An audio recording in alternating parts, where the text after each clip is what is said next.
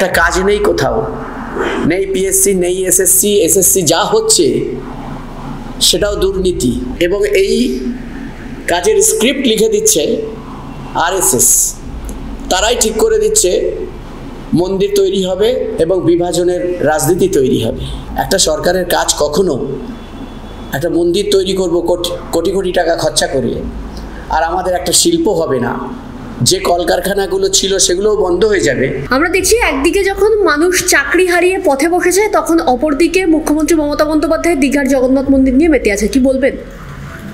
দেখুন, একটা সরকারের কখনোই মন্দির তৈরি করা এটাই কাজ হতে পারে না। এটা এত লক্ষ লক্ষ কোটি কোটি টাকা খরচা করে একটা মন্দির তৈরি করা এটা হতে পারে বলে আমি মনে করি না। আমাদের রাজ্যে ব্যাপকভাবে বেকারিত্ব বাড়ছে।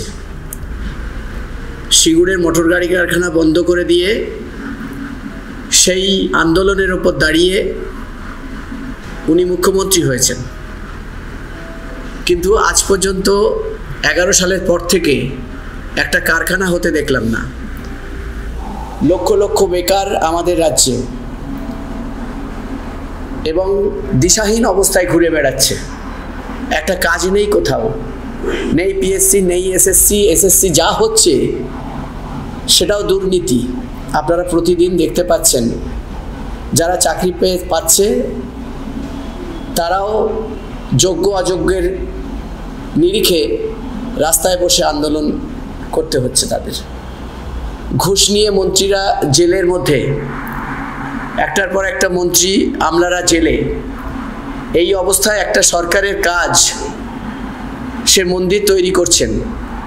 আমাদের দেশের প্রধানমন্ত্রী যেমন রাম মন্দির তৈরি করে সারা দেশে একটা হিড়িক তৈরি করেছিলেন, উদ্দীপনা তৈরি করেছিলেন, ধর্মীয় বিভাজন তৈরি করার চেষ্টা করেছিলেন, এবং তারই পথ ধরে আমাদের রাজ্যেও এই একই কাজ হচ্ছে।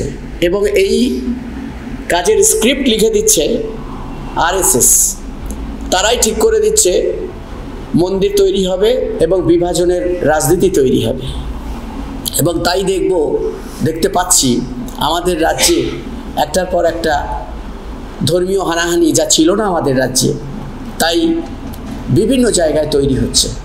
একটা সরকারের কাজ কখনো একটা মন্দির তৈরি করব কোটি কোটি টাকা খরচা করিয়ে, আর আমাদের একটা শিল্প হবে না, যে কলকারখানাগুলো ছিল সেগুলোও বন্ধ হয়ে যাবে, মূল্যবৃদ্ধি নাবিশ্বাস, বেকার যুবক তারা দিশাহীন, মূল্যবৃদ্ধির কারণে সাধারণ মানুষ, অল্প আয়ের মানুষ, তারা বাজারে ঠিকমতো বাজার করতে পারে না, প্রতিদিন তাদের সংসার প্রতিপালন করতে পারে না।